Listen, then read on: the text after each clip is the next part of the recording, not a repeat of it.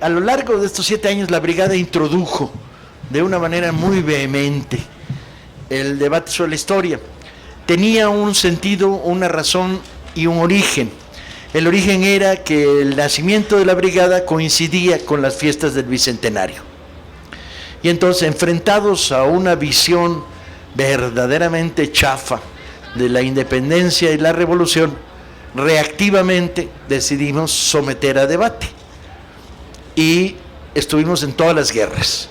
Desde cuando les dijimos que los huesitos que habían encontrado no eran reales, que eran falsos, hasta los debates sobre la reconstrucción museográfica de la falso despacho de Juárez, hasta todos los debates, pero además en los debates más pesados, los debates reivindicativos de lo que creo que ya hoy está ampliamente demostrado, el ala izquierda de la Revolución Armada, Villa, Zapata, Carrera y compañía.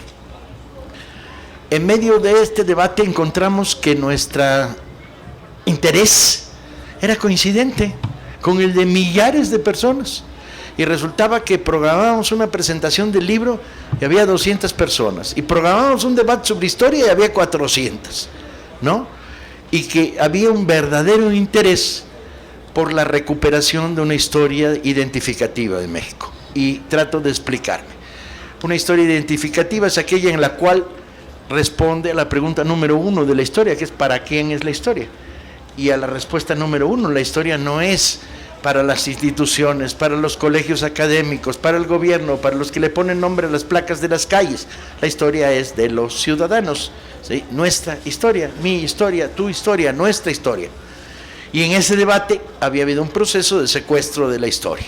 Y por lo tanto se calentaba el intento por la recuperación de ciertos momentos, ciertos personajes, ciertas tensiones, ciertos estilos que entraban en brutal contrapunto con el gobierno. Cuando nosotros describíamos a un Juárez, también describíamos a cómo los ministros del gabinete, excepto en la época de Fox, que mandó retirar todos los retratos de Juárez de los despachos ministeriales, todos los demás tenían un Juárez en la parte de atrás.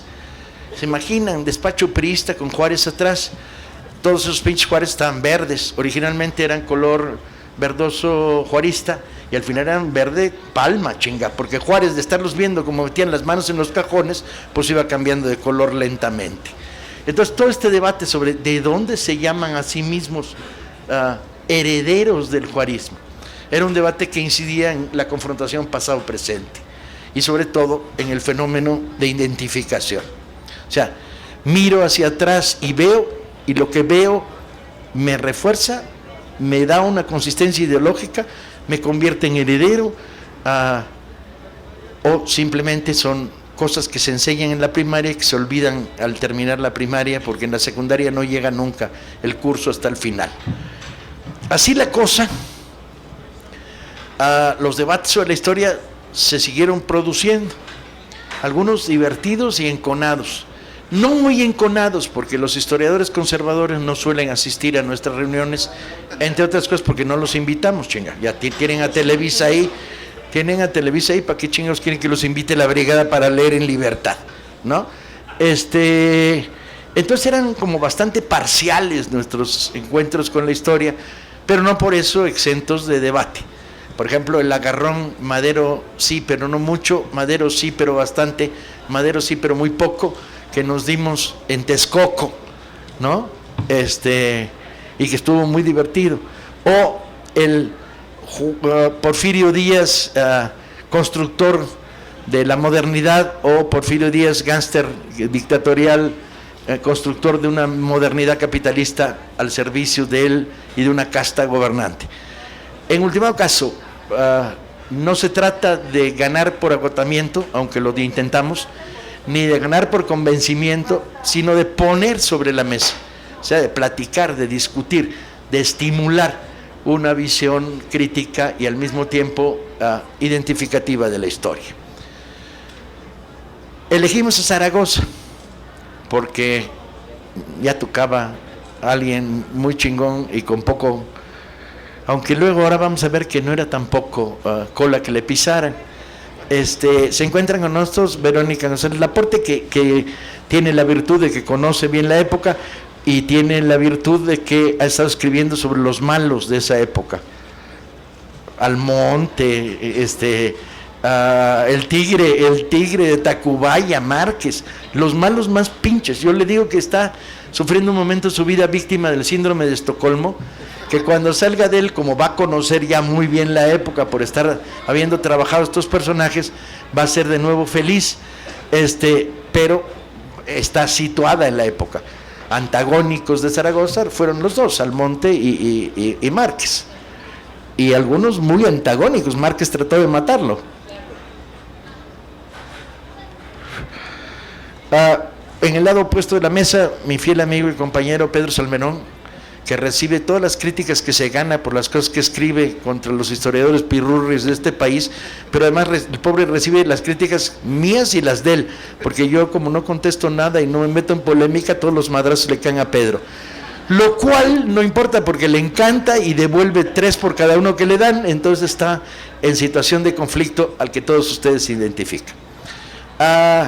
Traemos otros 2 zaragocianos reformistas, porque habían estado escribiendo, Luis Enrique había estado escribiendo sobre Zaragoza y escribiendo sobre las batallas de Puebla, y además Luis Arturo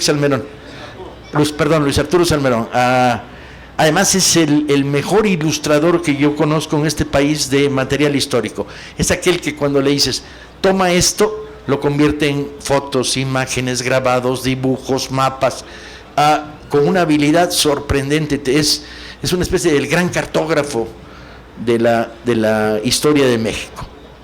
Y por otro lado, Raúl González Lezama ha escrito un montón en materia de divulgación, además, lo cual es muy sano, porque en este país a los divulgadores les dan un punto en la academia, y a los autores de un trabajo académico que nadie va a leer porque se publica en una revista turca y sin traducción, a eso sí les dan 5 puntos. Entonces el trabajo de Raúl para mí es un trabajo extraordinariamente respetable. Son divulgadores, cuentan historias al alcance del gran público, tratan de ser extraordinariamente rigurosos en sus investigaciones, pero tienen además la virtud de que convierten investigación en divulgación. Divulgación viene de dar al vulgo. El vulgo, como todos ustedes saben, somos los que aquí estamos, porque hay otros güeyes que piensan que el búlgaro son los nativos de Bulgaria, y no. Tan lentos, pues, no reaccionan a los chistes. Ya no les vuelvo a contar otro pinche chiste en toda la noche, ¿no? Divulgación. Y un servidor, Paco Ignacio Taibo, que ha estado escribiendo durante los últimos 2 años, mañana, tarde y noche, sobre este periodo. Tiene la palabra Pedro. A ver, gracias. Le pedí a Paco que me pasara el micrófono primero, porque esto va a ser bien tramposo. Porque ustedes podrían estar en mi casa, que puede ser la de ustedes, si son compañeros, si no, no. Y durante no sé cuántas tardes, al olor de la grasa de la carne que gotea en el carbón, Raúl González, mi hermano Luis Arturo y yo, hemos hablado de estos temas. Pues no sé, si nos hubieran filmado no sé cuántas, ya se juntan meses de hablar de estos temas, entonces no va a haber debate, tampoco con Verónica, porque sabemos lo que leemos, y no va a haber debate porque pues Zaragoza es un chingón, es el chingón por excelencia, y representa lo más chingón no solo representa lo más chingón de este país, pero él además es un chingón. Es una muy peculiar coincidencia. Entonces, ¿qué debate va a haber? Pues vamos a platicarlo, no vamos a debatir.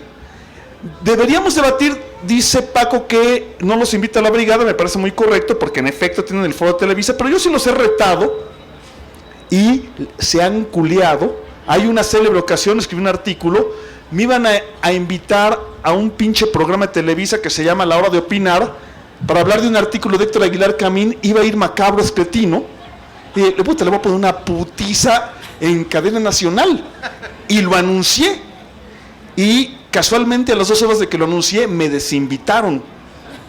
O sea, yo sí los he retado a debatir en público y le culean. Así que, aunque los invitara a Paco, les dijera a Macabro Escretino, a Catón, a Zunzunegui y a todos esos, vengan a debatir abiertamente de Zaragoza, no iban a venir. Así que es un boxeo de sombras, ¿sí? A Enrique Krause, no iban a venir, ¿sí? Pero yo quería plantear, y de hecho luego dejarles a ellos el micrófono y ya no intervenir más porque somos muchos en la mesa, ¿por qué habría que debatir? ¿Qué dicen los intelectuales del gobierno y de la derecha en contra de Zaragoza? O sea, se las ingenian para hablar incluso hasta en contra de Zaragoza. Y Zaragoza se identifica con un día clave, el 5 de mayo. No es Zaragoza el 5 de mayo, Zaragoza es muchas más cosas que el 5 de mayo, ¿sí? Pero se identifica con este día que es un día clave, simbólico y muy eficaz. ¿Y qué dicen de Zaragoza? Dicen que se escondió, que era un cobarde y que se escondió, y que el verdadero héroe del 5 de mayo es Porfirio Díaz. Yo les respondo a ellos, a ver, Porfirio, más allá de lo que después digamos de él, tiene los suficientes méritos militares suyos que se ganó, para encima darle los que no son suyos. Pero en el afán de endiosar a Porfirio le dan, además de los que él tuvo, que los tuvo, los que no tuvo. En Zaragoza se escondió y el verdadero héroe del 5 de mayo es Porfirio.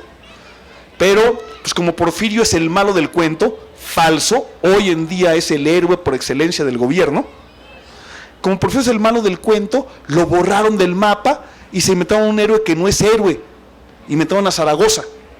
Esto es lo primero que dicen en contra de Zaragoza. Y luego, lo que dicen es, esto lo dice un tal Macabro Escretino, textualmente, perdimos una batalla, lo dicen todos, ganamos una batallita de nada y perdimos la guerra. ¿Sí? A las pocas semanas de haber ganado el 5 de mayo, los franceses habían conquistado el país entero. A las pocas semanas, los puedo citar textualmente, ¿sí? No, eso es lo que dicen de Zaragoza, eso es lo que había que debatir. Y al final lo que dicen de Zaragoza es, sirvió a un gobierno que era un gobierno entregado al imperialismo yanqui. Entonces, si pudiéramos debatir contra ellos, les diría, a ver, expresa estos 3 puntos, que Zaragoza se escondió y que el que mandó fue Díaz, que era una batallita de nada y que la guerra se perdió, ¿sí? Y finalmente, la tercera tontería que dicen es que Zaragoza era un militar ignorante al servicio de un régimen entreguista. ¿Qué dicen de eso, camaradas? ¿Tú? Buenas noches. Realmente muchísimas gracias, es un honor estar con ustedes aquí. Muchas gracias a ustedes también por la invitación. Efectivamente, y una de los mitos que se arman alrededor de esta pequeña batalla lo corre Eugenia de Montijo, que es la esposa de Napoleón III, católica, española, que tiene la tremenda ambición de recuperar a México para la corona española, claro, desde la perspectiva del imperio francés, y le escribe a Carlota, un poco para dorarle la píldora a Miramar, que aquella batallita del 5 de mayo es una de las tantas consecuencias que suele haber en la guerra, cuando evidentemente es una batalla cargada de símbolos muy profundos. Efectivamente, yo estoy de acuerdo contigo, Zaragoza nunca se escondió, al contrario, hay textos de él. Empieza a trabajar desde varios días antes en preparar las trincheras en Puebla, en armar los fuertes de Loreto y Guadalupe de la mejor manera posible. Incluso en los textos franceses, yo he trabajado mucho los textos de los soldados franceses, porque para mí eran más desconocidos que los textos en México, y es muy interesante ver la versión opuesta de estos soldados muy jóvenes. Algunos venían de Alsacia, de regiones de Francia muy frías, y llegan a Veracruz, donde está la fiebre, donde está el cólera, con todas estas enfermedades tropicales que van a diezmarlos aún más que las balas de los puros, que las balas de sus enemigos, porque no están para nada acostumbrados a esto y tampoco saben a qué vienen. Entonces no se les explicó bien ¿a qué vienen? Salvo obviamente los generales y los altos mandos, pero estos soldaditos pues van a caer ahí y ante indígenas. Es el ejército napoleónico, es el ejército más poderoso del mundo en aquel entonces, y están verdaderamente muy orgullosos de librar esa batalla y no saben lo que les espera. El conde de Lorrancé, que es el conde Charles Latry de Lorrancé, es el jefe de las Fuerzas Armadas en México, quien se encarga de llegar a México primero con un pequeño contingente de 3,000 soldados que va a ir en aumento. Para la batalla de Puebla ya tenemos unos 6,000 alrededor, no tengo la cifra exacta, pero él tiene una suficiencia absoluta, muy francesa. Él es, además de conde, de su educación, de toda esta educación militar muy elitista, muy de la escuela de Saint-Cyr y demás, está convencido de que México caerá en muy pocas semanas, y así se lo escribe a Napoleón III: dentro de 3 semanas será el dueño de México, y se va a romper los dientes con este ejército mal armado, pobre, hambreado, pero con unas ganas de pelear por sus ideales que no les pueden arrebatar, y no lo van a entender. La correspondencia que sigue a este 5 de mayo es tremenda, porque siguen sin entender cómo es posible que los hayan ninguneado, aniquilado de esa manera, y que hayan tenido que sepultar alrededor de 500 muertos.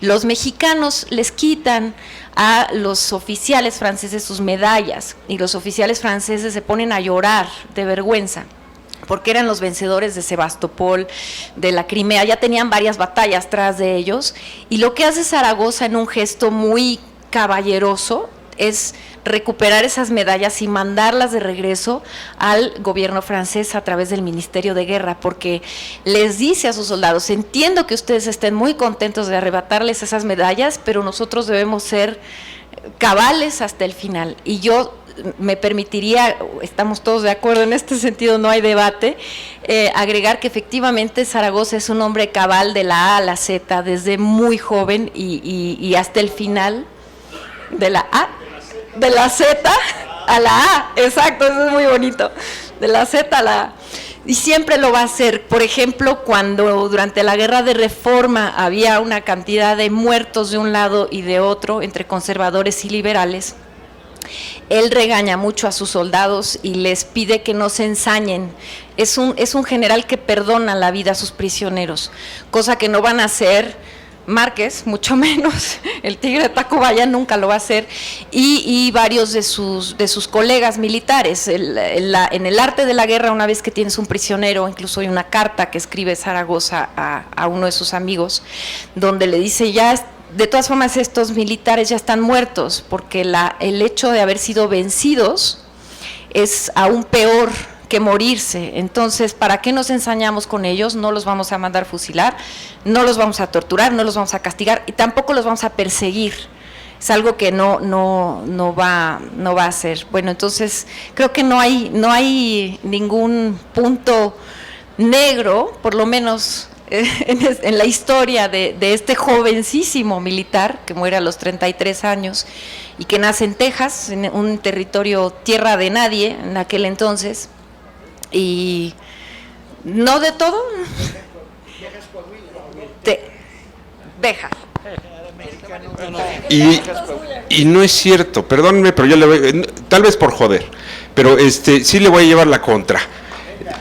Dice Pedro, entre muchas cosas muy interesantes, de que no hay una construcción de Ignacio Zaragoza. Perdónenme, pero hay una enorme construcción en torno a Ignacio Zaragoza, que empieza a nacer esta idea desde antes del 5 de mayo. Fíjense nada más. Dijeron ahorita, coahuileño. Van ustedes a Coahuila y dicen, el coahuiltejano, en el mejor de los casos. En vez de decir, era tejano, perdón, era tejano. Y entre otras cuestiones, por ejemplo, los Seguín eran tejanos de raigambre. Su papá era jarocho. Pero la familia de su mamá eran de gran raigambre tejana, y algunos de sus familiares participaron en la rebelión tejana. No era con Estados Unidos, sino por Texas. Y no era contra México, era contra el centralismo mexicano. En esa época se visualizaba distinto.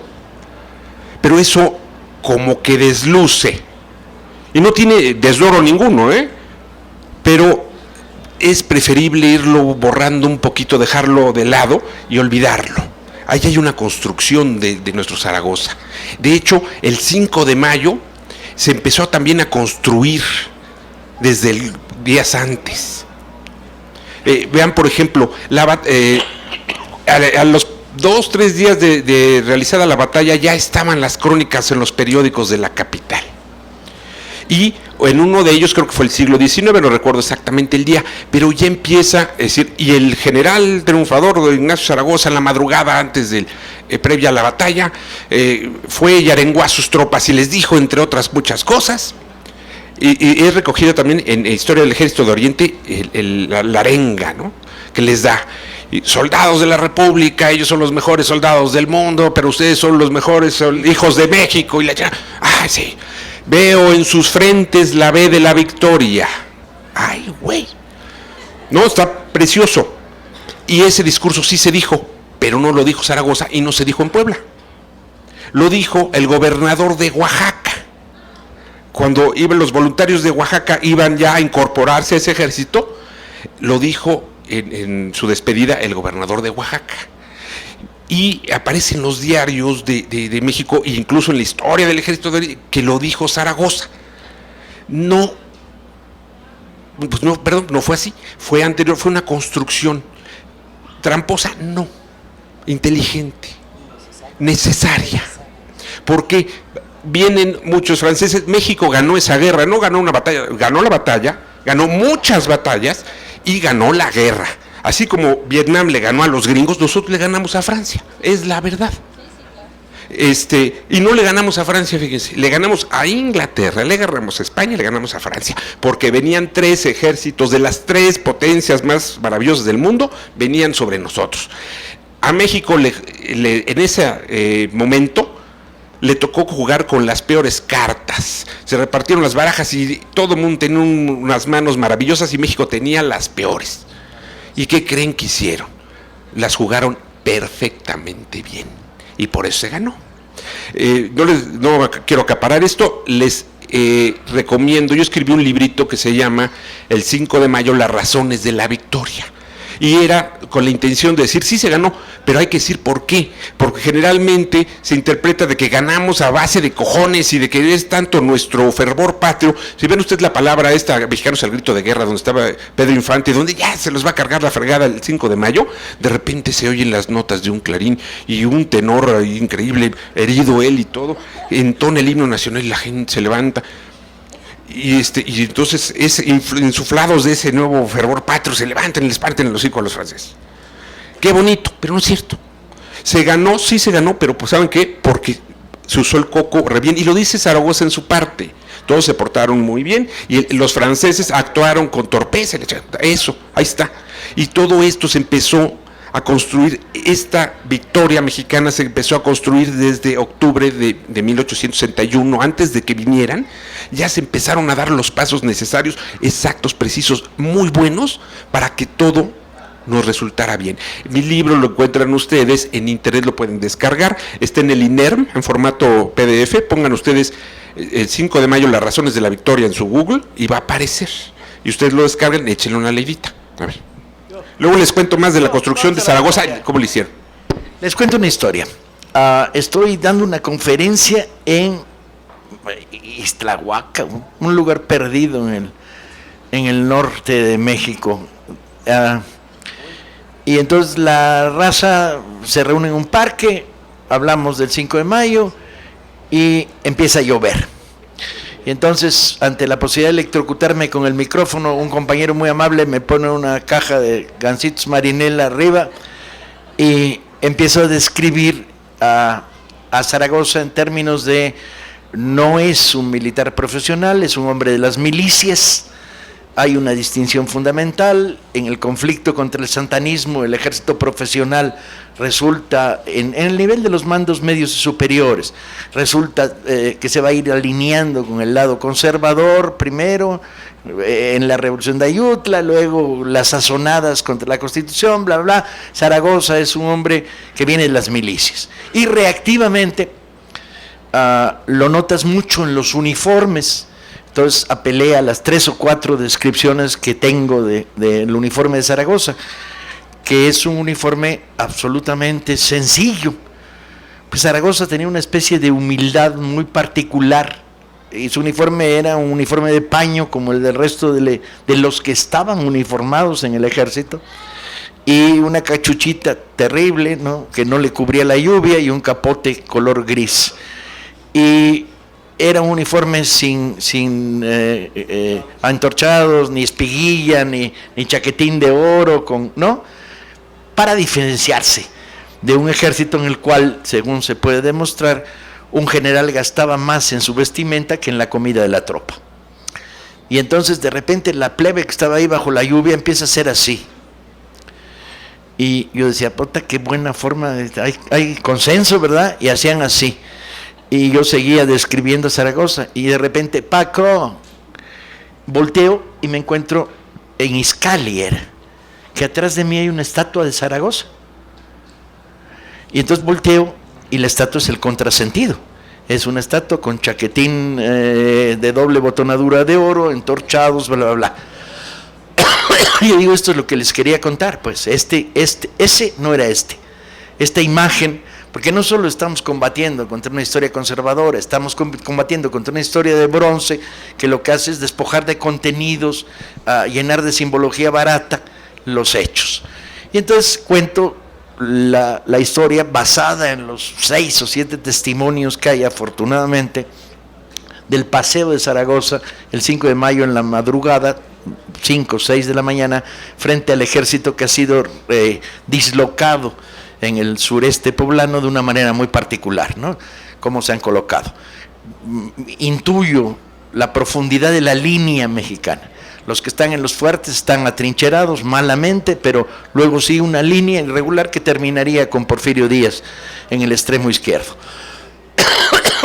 Y el recorrido de Zaragoza, la arenga, porque hubo arenga, ¿sí? Era inevitable. No hay general mexicano que antes de una batalla, en ningún momento de su historia, no haya intentado elevar el ánimo de su tropa.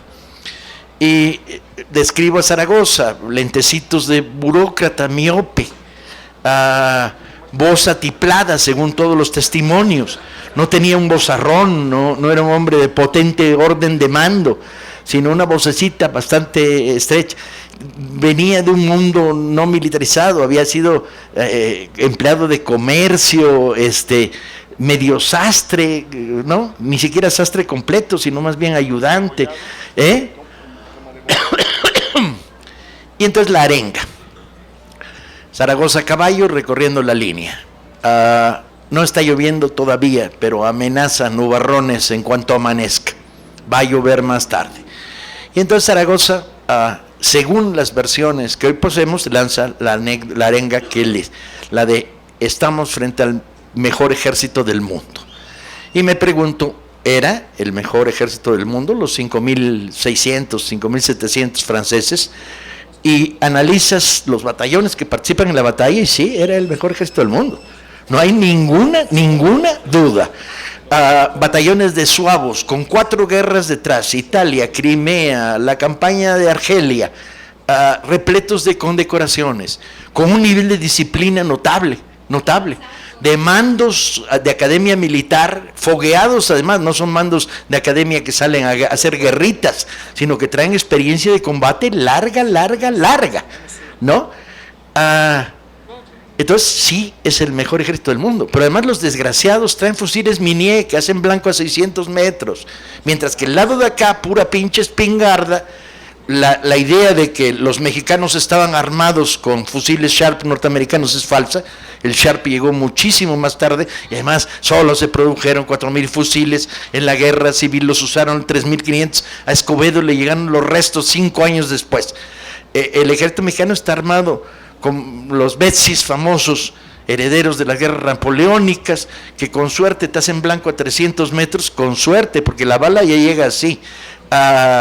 Entonces, tienes enfrente el mejor ejército del mundo. Bueno, hay que ser un pinche salvaje para atreverte a decir en una arenga: mexicanos, tienen ustedes enfrente al mejor ejército del mundo.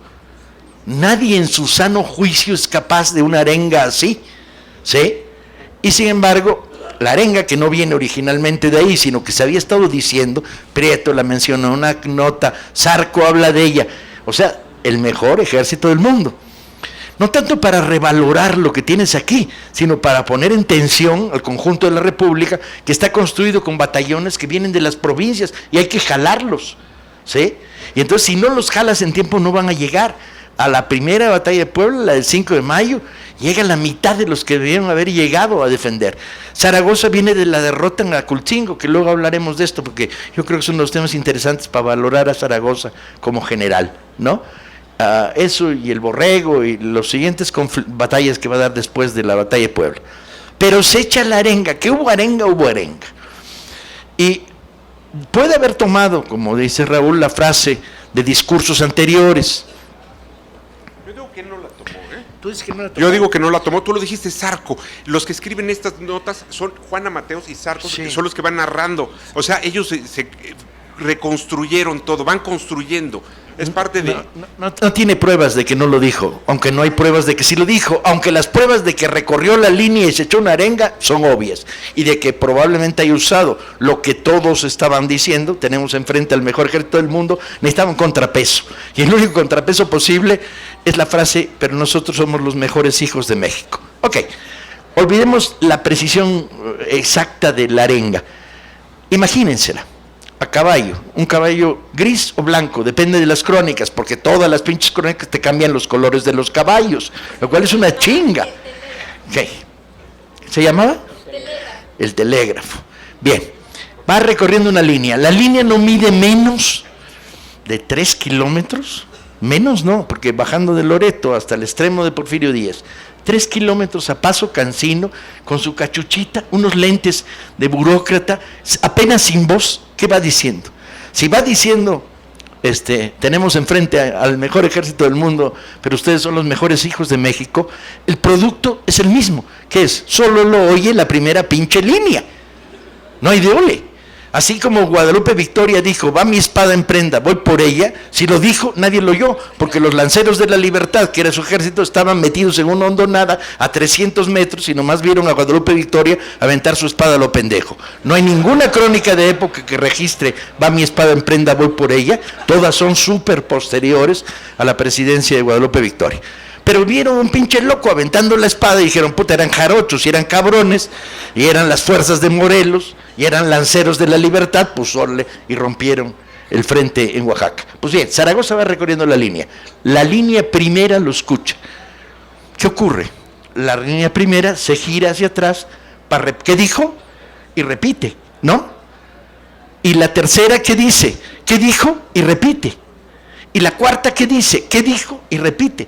Entonces, ¿qué estás construyendo? Un pinche coro de 5,000 mexicanos cabrones que están oyendo: tenemos enfrente al peor ejército del mundo, pero somos los mejores hijos de México, o variaciones sobre un mismo tema. Imagínenselo, los 5,000 voces que van construyendo un coro. Y esto es inevitable, porque el problema es que cuando se analizan estas cosas, se analizan en el abstracto del discurso y no en el concreto del movimiento que está viviendo. ¿Qué hace Zaragoza? Se asoma, ¿qué ve? La manera boba con que la Trille decide formar a su ejército, por prepotente, como bien dice, por decir: no, pues aquí nos los chingamos en 10 minutos, por seguir al pie de la letra su propio discurso pendejo, que es: tomamos la primera pirámide, y no había ninguna pinche pirámide en Veracruz, o sea, quién sabe que hubieran tomado, y ya hemos conquistado México. Y se lanza de frente contra todas las recomendaciones de los pocos mexicanos que andaban con él. Tú bien lo sabes, que Almonte dijo: no vayas por dale la vuelta, chinga, ¿no? Bien. Y entonces, ¿qué ocurre? Zaragoza, en un momento brillante, lo que hace es decir: ah, sí, y redistribuye la línea. Y ese es el mérito de la batalla de Puebla. Eso y el contraataque no de los Acapuastlas, que no existieron, sino a los compañeros de Tetela de Tela de Ocampo. ¿Quién chingados somos? ¿Por qué la historia es un elemento reivindicativo? ¿Somos el peor ejército del mundo? No, ese es el de Peña Nieto. ¿Somos el mejor ejército del mundo? No, esos serán los pinche 2,000 helicópteros Zebra de Trump. Somos los mejores hijos de México. Y no está mal, no está nada mal encontrar ese elemento de identidad.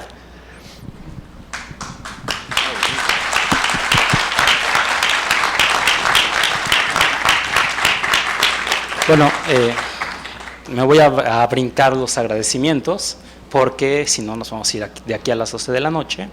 Raúl decía que Zaragoza es una construcción. Yo quiero decir, no es una construcción, es la construcción de la República. Zaragoza se convierte en la bandera de la República. O sea, aparte, ¿qué tiene Zaragoza además? Aparte de que gana en Puebla, que no es algo menor, por más que los de derecha quieran decir que es algo menor, no hemos ganado ni una. O sea, en la guerra contra los gringos, estuvimos a punto de partirles la madre en Monterrey y firman la paz en Monterrey. Estuvimos a 2 de partirles toda su madre en la Angostura y Santana se retira. Y después no ganamos ni una sola, ni una. Algunos empates, algunos pues retiradas honrosas. Molino del Rey también estuvo un momentito en la balanza. Después llegan los franceses. No les presentamos batalla hasta Culcingo, en donde pues, nos ganan. Y en Puebla se le gana. Por primera vez México gana una batalla a un ejército extranjero, y no a cualquier ejército extranjero, al mejor ejército extranjero, con el peor general del mundo, dicho sea de paso. Porque hace rato comentaba Pedro que querían darle méritos a Porfirio Díaz en la batalla de Puebla. Si la batalla de Puebla hubiera sido una batalla lógica, probablemente Porfirio Díaz hubiera tenido un gran mérito, porque Zaragoza confiaba en él y en Berriozábal y los pone en el lugar lógico por donde debe atacar el ejército francés. Y en Loreto y en Guadalupe pone a un general muy interesante que se llama Miguel Negrete, que era conservador y que era su enemigo y que se habían peleado en 20 batallas, pero que unos meses antes le dice a Juárez, le manda una carta muy bonita a Juárez en la que dice: yo tengo patria antes que partido, y mientras entre nosotros nos partimos la madre, pero si vienen de afuera, obviamente no en esas palabras, las que sí son de él son las de yo tengo patria antes que partido. Y entonces, más o menos lo que dijo, pero bueno. Y entonces Zaragoza le manda a Negrete a los fuertes de Loreto y Guadalupe, y manda a los nuevos reclutas poblanos, o sea, de la Sierra de Puebla. Había unos cuantos Zacapuaxtlas, quizá unos cuantos, había los serranos, vaya. Bueno, no importa. El chiste es que manda a los soldados bisoños a 2 puntos importantes de la ciudad donde cree que no van a atacar, y pone a el ejército de Oriente, a Berriozábal, a Díaz, a su estado mayor, en donde es lógico que van a atacar.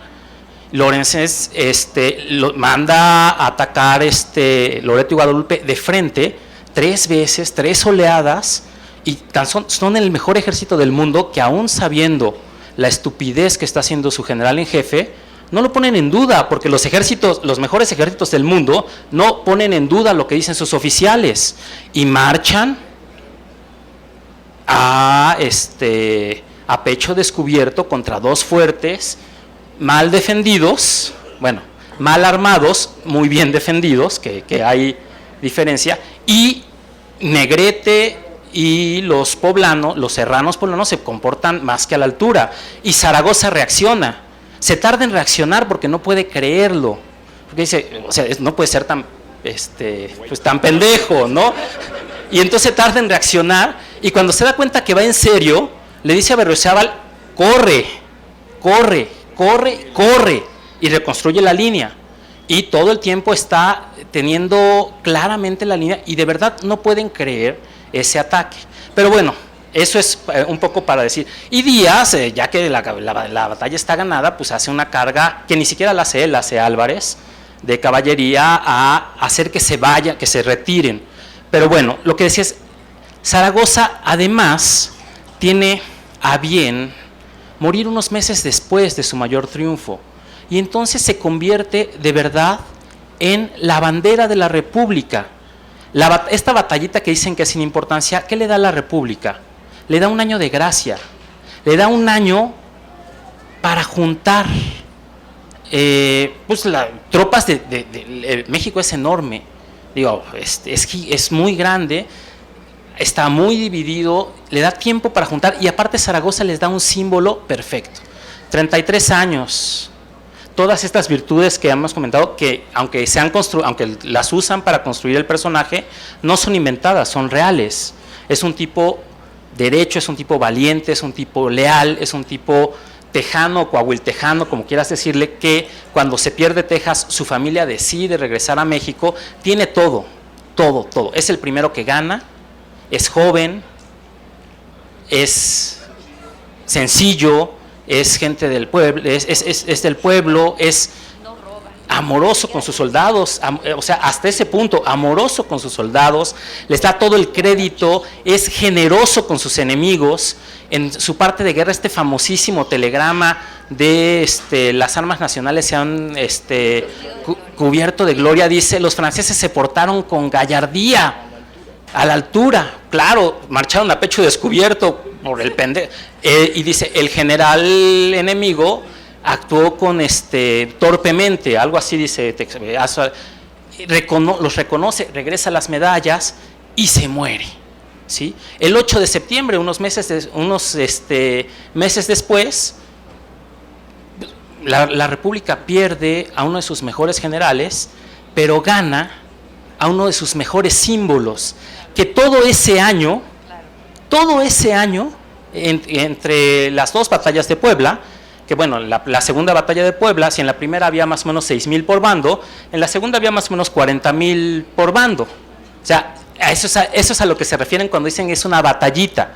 No es una batallita, las batallas no tienen que ver con la cantidad de gente. Y tan es así que la batalla más simbólica de la Legión extranjera francesa es una batalla en la que hay 60 legionarios, que es Camarón.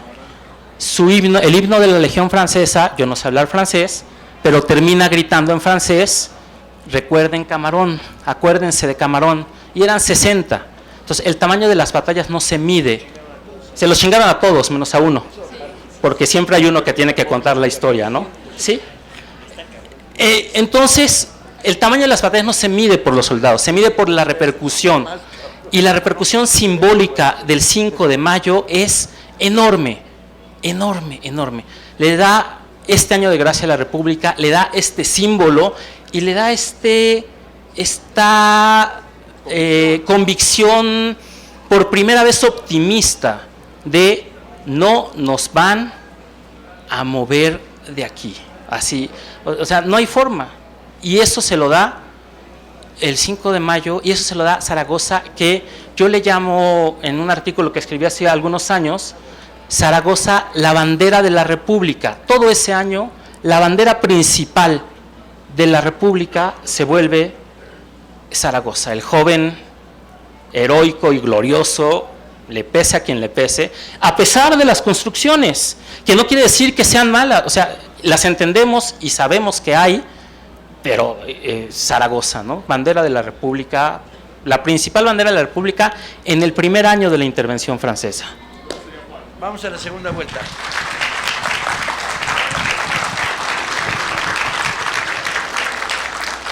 Ya me arrepentí, siempre sí voy a hablar otra vez. Dos cosas. Primero, ¿por qué es importante esta batallita? Porque en los propósitos de la intervención, que los franceses pretenden hacer un protectorado de México para iniciar el imperialismo europeo en México en forma, y América Latina entera se salvó de ser colonia en buena parte por México, por lo que ocurrió ahí. Dije, no, mejor semicolonia o mejor económicamente, o a ver cómo, pero colonia en serio no nos sale. Porque en efecto, cuando Lorenzés, este torpe jefe francés, que es torpe porque desprecia al enemigo, pues son unos pinches indios que siempre han perdido, los cargo de frente y los deshago. Eso dice, cargo de frente y van a correr, los deshago, para él es lo lógico, visto en perspectiva, porque los reclutas de la Sierra de Puebla no corrieron, fue una torpeza, pero tiene lógica, o sea, cargo de frente con mis suavos y estos güeyes corren. Tiene perfecta lógica. El problema fue que no corrieron ni la primera, ni la segunda, ni la tercera vez. ¿Sí? Los detuvieron en la raya. Había lógica. Pero Lorenzés decía, le escribe cuando empieza la guerra a su emperador. Al frente, dice, tenemos tal superioridad de raza, de cultura, de armamento, que puedo asegurar a vuestra majestad que al frente de mis 6,000 hombres soy dueño de México. Pues tómala. Y ese era el argumento. Esta es una cosa menor, con 6,000 hombres y 4 millones, conquisto México, agarro todo lo que hay que agarrar, hacemos un protectorado, empezamos la colonia. ¿Sí? Sí, algo que ya se había hecho, ¿no? Algo que ya se había hecho, que ya los franceses habían hecho con éxito en otros lados. Les había salido, les había funcionado. Entonces, el 5 de mayo obliga a Napoleón III a tomarse la guerra de México como si estuviera guerreando contra Rusia o contra España, ¿sí? A mandar 7 veces más tropas para un año después, con 7 veces más tropas y con 10 veces más dinero, y después de perder un año entero, sitiar Puebla, y donde el antiguo jefe de Zaragoza en las grandes batallas de Reforma, el general Jesús González Ortega, va a resistir durante 62 días una batalla igualmente heroica, ¿sí? Que les demuestra que no es como ellos creen y que al final se va a traducir en que esa guerra la ganamos. Cuando dicen la derecha que perdimos la guerra, no sé qué chingados piensen. A lo mejor en sus fantasías estamos gobernados por un emperador de la familia de Habsburgo, porque si ganaron, pues nos deben gobernar los descendientes de Maximiliano, ¿sí? No, la ganamos, los echamos a patadas, les ganamos la guerra, ¿sí? No la batalla del 5 de mayo, les ganamos la guerra. Y el 5 de mayo significa esto. Segunda cosa, ya había telégrafo, no había telégrafo alámbrico todavía, sino telégrafo de señales. Y el director de telégrafos y correos era un señor que le encanta a Paco, que todos sus libros de la época empieza con ese señor. Estoy leyendo el borrador de su próximo libro que se llama Patria, ¿sí? Y es Guillermo Prieto. La dirección de correos y telégrafos está justo donde sigue estando, nomás que no era ese edificio italiano que ahora está aquí cruzando la Alameda del otro lado. Telégrafos, era un edificio mucho más humilde, pero estaba ahí mismo, y estaba la Alameda y no había nada, y acababa la ciudad. Entonces empiezan a llegar los telegramas de Zaragoza de cómo va la batalla, y Guillermo Prieto se los lee a la gente que se va juntando. Y entonces la población de la Ciudad de México, los léperos de la Ciudad de México, las clases humildes, se van juntando, porque de pronto llegan las señales y sale Guillermo Prieto al balcón. Guillermo Prieto, a diferencia de Zaragoza, tenía un vozarrón que llenaba todo lo que estaba hablando, y les leía los partes que enviaba Zaragoza. Y al final había 20,000 personas escuchando, sin creer, que el general Zaragoza y sus 5,000 hombres, el general Zaragoza y los generales Berriozábal, Negrete, Díaz, Lamadrid, el coronel Álvarez, los reclutas de Puebla, los soldados de Oaxaca, ¿sí?, habían detenido a los franceses y están oyendo este parte fabuloso de Zaragoza que ya citaron, el de las armas mexicanas se han cubierto de gloria, los franceses pelearon con bizarría, su general obró con torpeza, y la gente no lo cree, y hay 20,000 gentes, es decir, ese mismo día, esos 20,000 lo fueron a contar a sus barrios. Ese mismo día toda la ciudad lo sabía, y a los 3, 4, 5 días lo sabía el país entero. ¿Y saben qué? Hay una frase muy trillada que usamos ahora por una estupidez como el fútbol. Yo soy futbolero, pero usarla la usamos para una estupidez, que es sí se puede. Sí se puede. No, sí se puede. ¿Sí? Porque sí se pudo, el 5 de mayo se pudo, por lo tanto, sí se puede. Y la gente escuchando a Guillermo Prieto, y la gente gritando, viva Zaragoza, viva Juárez, viva la República, viva México.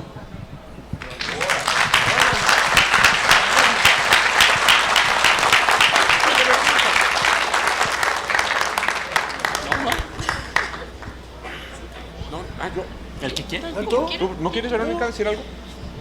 Ay, qué miedo. No, bueno, es que de platicar con especialistas tan picudos intimida.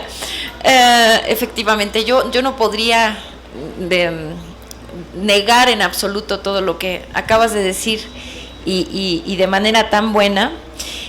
Laurence tiene tanto orgullo que efectivamente habla en primera persona. Yo soy el dueño de México, cosa que debió molestar profundamente a Napoleón III, porque manda a otro general ya bastante, a dos más, claro, Forêt y luego a Bazaine. Y Bazaine es un general ya, tiene varias guerras tras de él, entre ellas Crimea, varias campañas, y él es el que va a lograr someter a Puebla. Y ellos tenían mucha conciencia de que al someter a Puebla ganarían el resto del país para la causa napoleónica. Napoleón es el que fragua, Luis Napoleón el que fragua el término de América Latina, porque tiene todo el interés de crear acuerdos comerciales que van a favorecer obviamente a Francia y no a México, y contrarrestar la influencia de los Estados Unidos, que estaba en guerra civil y en una situación en que no podía, digamos, prestar demasiado ayuda a México y a Juárez, y Napoleón III va a hacer todo lo posible por crear esta América Latina, y por eso la idea de este protectorado, que obviamente va a fracasar. Gastan en la empresa muchísimo dinero. Hay diputados que están en contra del proyecto, como Thiers. El escritor Víctor Hugo está en contra del proyecto, escribe a México diciendo: mexicanos, estoy con ustedes. Francia no les hace la guerra, les hace la guerra este pequeño Napoleón, les hace la guerra el imperio, pero le petit Napoleón, comparado con su tío Napoleón el Grande. Entonces hay sí una sensación de derrota en Napoleón III muy, muy rápido.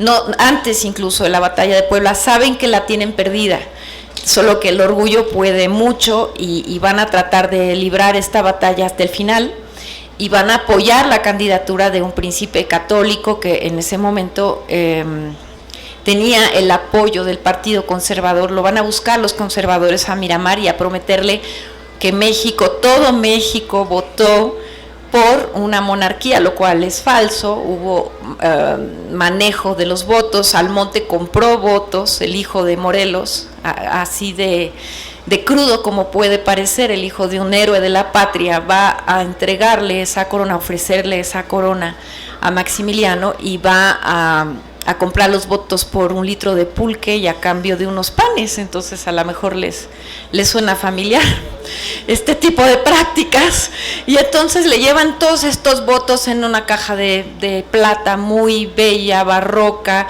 y el otro Cándido está convencido de que efectivamente México está listo para una monarquía, y el gobierno de Juárez no lo va a permitir, y va a luchar incluso cuando tiene que salir de la Ciudad de México y tiene que convertirse en un gobierno itinerante, arrastrando a los ministros y a la carreta. El Archivo General de la Nación iba en 11 carretas atrás de él, porque Benito Juárez lo quiere preservar la memoria del país, lo cual es muy valioso. No se va a rendir nunca, y hasta el punto culminante que termina en el Cerro de las Campanas, obviamente con la rendición primero en mayo de 1867, y luego que termina con el fusilamiento del Cerro de las Campanas en junio, en donde les tiene que quedar muy claro a los, como bien lo dijeron antes, los franceses, los ingleses, los españoles y los norteamericanos, que no volverá a haber una invasión de ningún tipo, y que los mexicanos no estaban dispuestos a permitirlo bajo ninguna circunstancia. Muy bien. Ahí voy. Yo cuando me refiero a la construcción de Zaragoza no estoy diciendo que fueran cuentos chinos y mentiras, sino dije que era, por si quedó la duda, que fue una herramienta de lucha. Y el discurso de Zaragoza, si dijo eso o no lo dijo eso, tiene razón Paco Ignacio, no es tan importante. Se usó, vean cómo se mandan periodistas a cubrir la batalla, porque se usaron absolutamente todos los recursos. Por eso les dije, jugó el gobierno mexicano sus cartas perfectamente bien. Pelearon en el frente diplomático, ¿saben? Uno de los principales héroes de la batalla del 5 de mayo es Manuel Doblado. Manuel Doblado hizo una cosa muy inteligente, muy mañosa, y dice Sierra cuando habla de él, que era un hombre muy mañoso, pero que usaba esa maña cuando era necesaria. Uno de los principales problemas que había frente al 5 de mayo era que los conservadores al frente de Márquez y de Cobos y todos ellos se unieran a los franceses, porque entonces hubieran duplicado su número, en fin, y se les hubiera puesto todavía más difícil a los mexicanos. Y entonces uno de los generales, era general, Manuel Doblado, pero en ese momento era ministro de Gobernación, jugó una carta y se los chamaqueó. Fue y mandó uno propio a hablar con Cobos y le dijo, que era el jefe, el principal de los generales de Márquez, le dijo, aguántese tantito, porque estamos ya tramando la caída de Juárez. Le vamos a dar un golpe de estado, ustedes aguántense, necesitamos a su gente, no los mande para acá, mándelos para allá. Se los chamaqueó y no llegaron a Puebla. Otro de los héroes, Tomás Ujarán, o sea, hay muchos héroes de la batalla del 5 de mayo y no necesariamente estaban en Puebla. Entonces, para entender por qué se ganó la batalla, lean mi libro, por favor, es gratis. Hay que abrir el panorama, abrirlo grande, y se usaron también los periodistas, fueron héroes también del 5 de mayo, porque les digo, esas construcciones se empezaron a construir, a levantar el ánimo de la gente.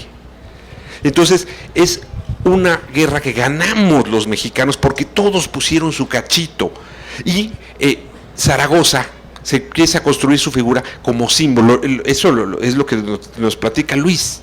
Por eso sí se empieza un poquito a construir. Y ya ves, lo primero que dijo Pedro, no se construyó, no se ha usado la Meca. ¿Cómo no, cabrón?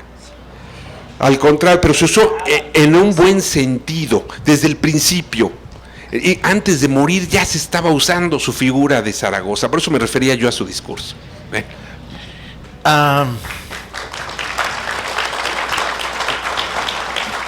Dos cosas me quedan en el tintero, aparte de poder contar un montón de historias sobre el Zaragoza previo a la batalla del 5 de mayo, y sus virtudes como general y sus límites como general, ¿sí?, que van a demostrarse en la batalla anterior al 5 de mayo, en las lomas de Acultzingo, y que se van a demostrar después en el Cerro del Borrego, donde cuando pudimos haber rematado a los franceses en Jalapa, perdimos la batalla, en Orizaba perdimos la batalla clave. Pero hay dos cosas que me quedan en el tintero. Una de ellas es haber descubierto una frase gloriosa de Catón, al que conocí el otro día. Es como un viejito conservador salido del closet del prepanismo, ¿no?, entre cristero y panista de nuevo cuño, que en uno de sus textos dice: Zaragoza murió a tiempo, como dándonos a entender que si no hubiera muerto pocos meses después de una enfermedad, además adquirida por estar visitando los hospitales de campaña, ¿sí?, porque Zaragoza, las cartas de Zaragoza a Mejía, su cuartelmaestre, son gloriosas, y luego ministro de guerra, donde de repente desesperado pide 2,000 suelas de guarache, y te dices, ¿para qué quiere 2,000 suelas de guarache? Pues que tiene 2,000 soldados descalzos en el ejército. O sea, apliquen la lógica. O donde dice, vamos a robarnos las velas de los barcos, ¿no?, para hacer camillas y para hacer tiendas de campaña. O donde desesperado pide picos y palas y lo mandan a la chingada y no se los dan. Por lo tanto, el reforzamiento de Loreto y Guadalupe es precario, vale para pura madre. Una pinche trincherita o dos, ¿no? Entonces, esta idea de Catón de murió a tiempo, como queriendo decir, si no hubiera muerto, perdón, micrófono, de nada. Esta idea de Catón de murió a tiempo es verdaderamente envenenada. Es como queriendo decir, si hubiera sobrevivido a su enfermedad y hubiera seguido al mando del ejército mexicano, hubiera demostrado lo poco que tenía como militar. Es como muy envenenada, ¿no? Porque lo poco que tenía como militar, no solo es sus habilidades como general, que se improvisa a sí mismo a lo largo de la dificilísima guerra de Reforma, donde los méritos de la batalla de Guadalajara, por cierto, son suyos, los méritos de haber derrotado el contraataque no de Márquez, sino de Miramón, son suyos, pero bueno, sino Calpulalpan, donde él es el que organiza al ejército liberal en la batalla clave de la guerra de Reforma, sino lo apasionante de este personaje es que es lo que era, y que con esos límites tiene una consistencia notable. Y esta idea de que era adorado por la tropa no es broma. Todos los testimonios que encuentras te hablan de la sencillez con la que trataba a los soldados, de cómo recorría el frente, de cómo había asumido la idea de que los libres no reconocen rivales. Y esa frase sí es de él, ¿sí? Está escrita en una de sus cartas. Y no era bueno, a diferencia de otros generales con más lumbre poética como González Ortega, por ejemplo, que venía del periodismo, o hasta el propio Escobedo, que aprendió a escribir bien a lo largo, le tomó 5 años de guerra aprender a escribir bien. Esta idea del Zaragoza consistente, sólido, de que la patria se hace con lo que hay, no con lo que quisiéramos que hubiera, ¿no? No con los genios que por ahí andan escondidos, sino con ciudadanos que ponen sobre la mesa el problema de que la patria es primero, ¿sí? Y la vida es después, y la preservación de la vida es después. Es bien interesante ver la retórica liberal, ¿sí?, en la construcción del mito Zaragoza, que además es un mito popular a la madre. Cuando la Ciudad de México, tomada por los imperiales, los 5 de mayo, salen desfiles de mujeres enlutadas, reprimidas por la policía, se hacen fiestas en los barrios, en Veracruz se cuelgan todas las puertas moños negros, en el aniversario de la muerte de Zaragoza. O sea, hay un mito popular encarnado sin duda en el mundo liberal, no en todo, porque los conservadores de la Ciudad de México son igual de culeros que los conservadores de ahora. Pero esta imagen de este general de voz atiplada, lentecitos, hombre de las milicias populares, hombre del pueblo, entregado profundamente a la causa de la revolución liberal, la revolución de los rojos y de los puros, como se llamaron a sí mismos en su época, es bien entrañable. Y quiero, por último y para cerrar, decir que para esto de los arengas, a cual peor, porque si Zaragoza les dijo, ustedes tienen enfrente al mejor ejército del mundo, ya ni chingas, güey, piensa otro motivo para motivarlos. Es la frase con la que Negrete decide la carga de los serranos de Puebla. Los suavos atacan 3 veces, son rechazados 2, están arriba de la trinchera, ¿sí? Y en la tercera se produce el contraataque. Y la frase de Negrete es muy chingona, porque las tropas que tiene para contraatacar son el 2º y el 6º de los serranos de Puebla, que son 2 batallones indígenas descalzos, sin fusiles y armados con machetes. Y con eso es con lo que contraataque. Y la frase que está ahí recogida es bien bonita. El general católico, como bien ustedes recuerdan, se sube al pretil de la trinchera de Loreto, sí, de Guadalupe, Loreto, Guadalupe, de Guadalupe, y dice, y ahora en el nombre de Dios, primero nosotros. Vaya frase más pinche, ¿no? Y ahora en el nombre de Dios. Y le habla además a nativos de la Sierra de Puebla, que eran muy probablemente monolingües, y no les habló en lengua, porque Negrete era ciudadano urbano, de clase media, ¿no? Y les tira el rollo, ahora en el nombre de Dios, primero nosotros. Está toda madre, no, primero nosotros. Lo que ven, y coloquémonos ahí, es a un general muy joven, subido, sacando el pinche sable y bajando. y ahí van detrás de él descalzos por un pinche cerro ondulado lleno de piedras, ¿sí? Donde los suavos empiezan a correr por primera vez en la historia de los últimos 20 años. ¿Quiénes somos? ¿De dónde venimos? Somos los libres que no reconocen rivales.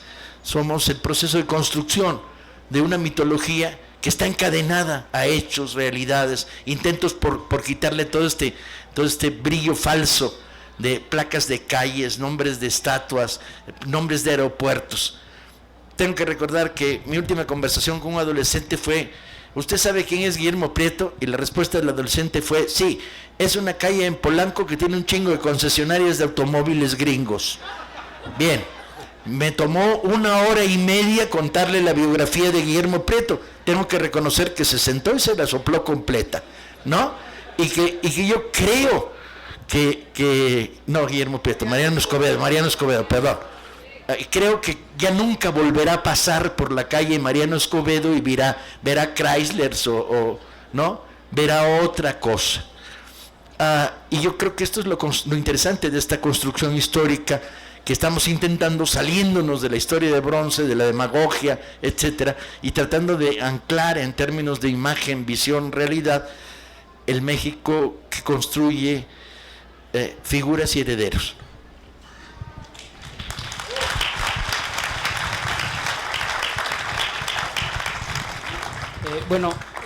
Yo escucho esta idea de ganamos Puebla y perdimos la guerra. Para mí es inexplicable, o sea, y simple y sencillamente, me gustaría hablar de la guerra que se gana por goleada, digamos, ¿no? Que abre esa victoria la abre Zaragoza con el 5 de mayo.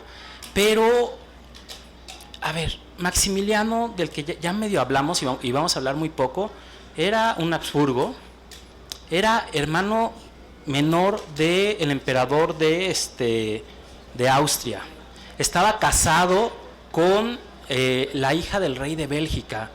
Tenía derecho, lejano, pero derecho a 8 tronos.